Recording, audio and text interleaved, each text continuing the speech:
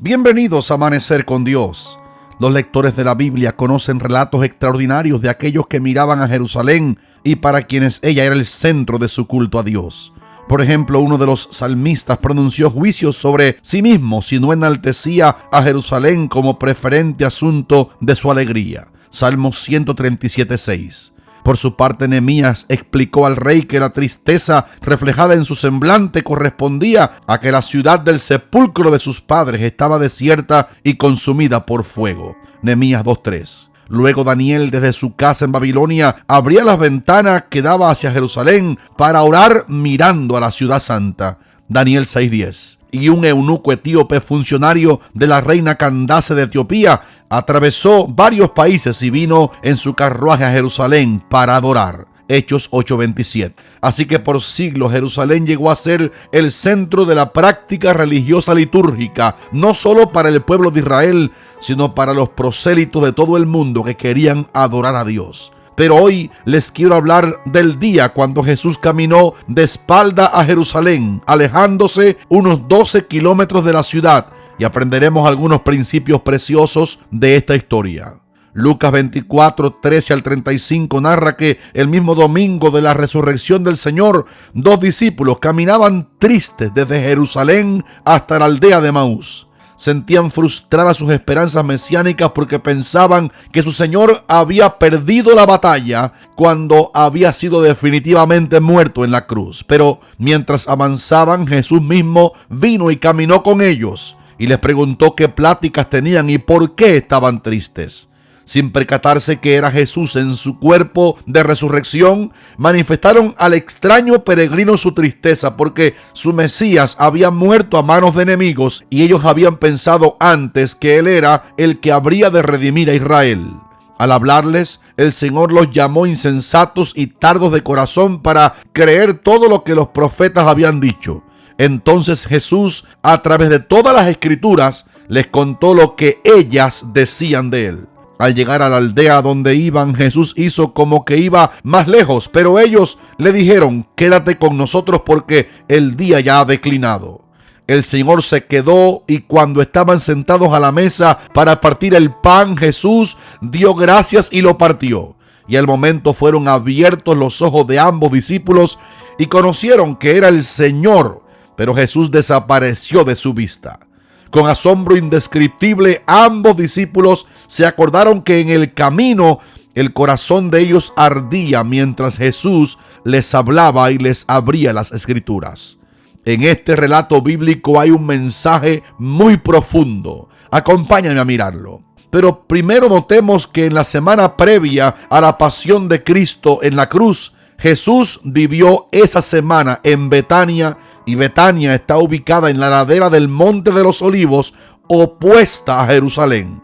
Allí en Betania, desde donde no se veía el templo, había una familia querida por Jesús y el Señor entraba por el día a Jerusalén para enseñar y por la noche regresaba a Betania. Marcos 11:11 al 12, Juan 12:1. Segundo, Jesús no murió dentro de Jerusalén, sino fuera de ella. La Biblia dice que nuestro Señor padeció fuera de la puerta. Hebreos 13:12.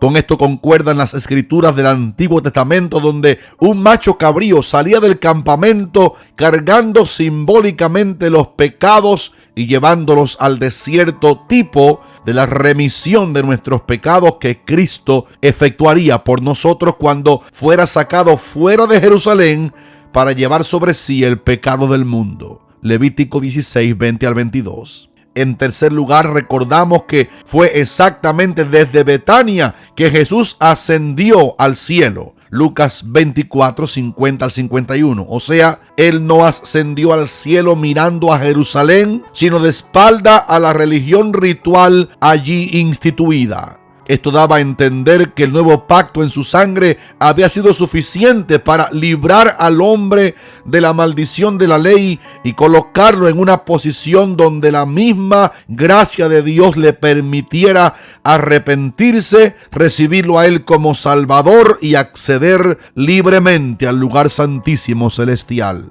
Hebreos 10:19. Por último, retomando el pasaje del camino a Emaús, Después de su muerte, Jesús caminó de espaldas a Jerusalén, porque Jerusalén era la sede del templo y aquel templo era la sede del culto ritual establecido bajo la ley. Ciertamente Jesús no había venido a darle continuidad a los viejos ritos que se hacían en el templo de Jerusalén, sino había venido a cumplir las promesas dadas a los patriarcas y a hacer un solo sacrificio por los pecados en la cruz, y así hacer perfectos para siempre a los santificados. Su sacrificio en el Calvario sustituiría para siempre aquellos holocaustos rituales establecidos en el antiguo pacto, como lo revela Hebreos 10:14. Por eso, mientras Jesús caminaba aquel día de espaldas a Jerusalén, yendo hacia Emaús, declaró a ambos discípulos en todas las escrituras lo que de él ellas decían.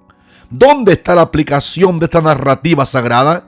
Aquí les dejo 3 aplicaciones importantes. Primero, en el mismo libro de Hebreos se nos dice, al hablarnos de nuestra identificación con Cristo: salgamos pues a Él fuera del campamento, llevando su vituperio, porque no tenemos aquí ciudad permanente, sino que buscamos la porvenir. Hebreos 13:13. Así como los líderes de la religión ritual fueron los primeros en condenar a Jesús a la muerte, todo el que ha recibido a Cristo como su Salvador debe saber que sufrirá vituperios por su causa. Por ejemplo, cuando los discípulos fueron azotados en Jerusalén por predicar a Jesucristo como el único medio de salvación, ellos salieron de la presencia del concilio gozosos por haber sido tenidos por dignos de padecer afrenta por causa del nombre de Cristo. Hechos 5:41. El apóstol Pedro dice: si sois vituperados por causa del Señor, sois bienaventurados, porque el glorioso Espíritu de Dios reposa sobre vosotros. Cuando se burlen de ti por causa de tu fe, recuerda que eso ocurre porque vas caminando con Cristo de espalda a este mundo religioso. Segundo, las revelaciones más grandes de Cristo y de su sacrificio expiatorio están reservadas para aquellos que están dispuestos a abandonar el mundo para ir con Jesús. En el griego, Emaús significa fuentes de aguas. Cuando por fe aplicamos a nuestros corazones la sangre del Cordero de Dios que fue derramada fuera de Jerusalén, ello implica que somos limpios de todo pecado. El siguiente paso a donde nos lleva Cristo es hacia fuentes de aguas vivas. Para llegar a beber de esas fuentes de agua hay que avanzar oyendo las sagradas escrituras en comunión con Cristo. El abandono en escudriñar y oír las sagradas escrituras es una de las causas principales de tanta aridez espiritual y sequía del alma en muchos creyentes alrededor del mundo. Leamos la Biblia con revelación divina, tal como lo hizo Cristo ante aquellos 2 discípulos, y de seguro llegaremos a nuestro Emaús y seremos saciados de las fuentes del agua del Espíritu.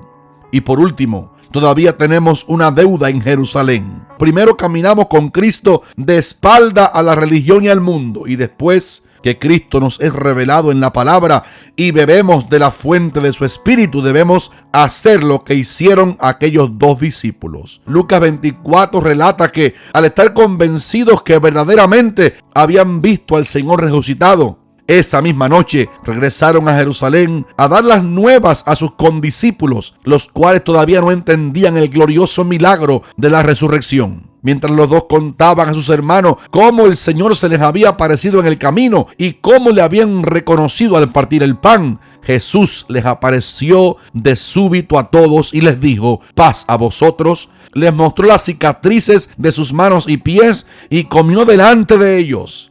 Después que hemos bebido de la fuente de Cristo y le hemos reconocido en el camino, debemos ir a rescatar a los que están todavía en su propia religión, en su propia oscuridad. El Señor ama a Jerusalén y nosotros también debemos amarla. Tengamos compasión de aquellos que, haciendo lo mejor que saben, aún intentan adorar a Dios a su manera. Regresemos a ellos y hablemosle de Jesús, y estemos seguros que mientras lo hacemos, el propio Señor les será revelado. Y no dejemos de orar por ellos. De hecho, hoy es Jueves Internacional de Oración y muchísimos hermanos de muchas naciones nos unimos esta noche en clamor para orar a la misma hora y por los mismos objetivos. Lo que Dios está haciendo en respuesta a la oración de los santos es realmente asombroso. La importante cita es esta noche jueves de 9 a 9:15, hora del este de los Estados Unidos. Si quieres unirte a este ambiente de milagros y maravillas, lo único que tienes que hacer es enviar ahora mismo un mensaje por WhatsApp o Telegram al número 305-917-3480 con la frase "Yo quiero participar". Si lo haces, te enviaremos ahora mismo los 5 nuevos motivos de oración para hoy y te regalaremos una copia escrita de este Amanecer con Dios.